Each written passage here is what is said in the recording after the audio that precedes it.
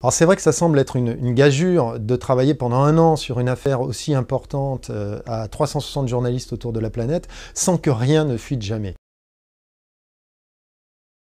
Ça nécessite d'abord une discipline. La discipline, c'est de garder le secret. Ça veut dire que nos proches, y compris dans nos propres familles, n'ont pas su pendant 1 an sur quoi nous étions en train de travailler. Et puis, ça nécessite un certain nombre de moyens. Ces moyens, c'est une plateforme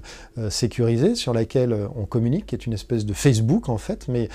qui est accessible uniquement aux partenaires de l'ICIJ. Les autres moyens, ce sont des moyens de cryptage, c'est-à-dire qu'entre nous, les seules informations que nous nous communiquions passaient par des mails chiffrés, aucun mail.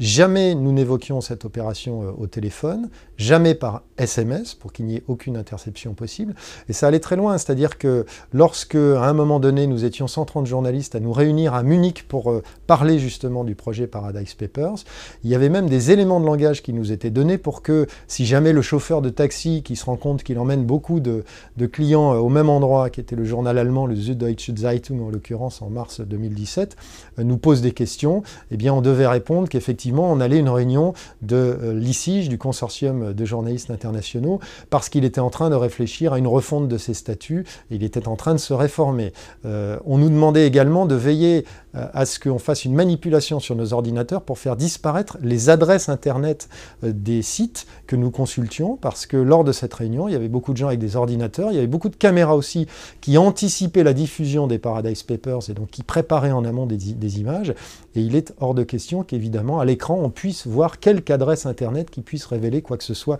des sources qu'on a utilisées. Et pour finir, il y avait même un nom de code qui a été donné à l'opération et qui a été utilisé pratiquement jusqu'à l'été, donc pendant une dizaine de mois. Ce nom de code, c'était Athéna, donc pendant très longtemps, les Paradise Papers, c'était l'opération Athéna, dont évidemment personne ne savait ce qu'il y avait derrière ce vocabulaire.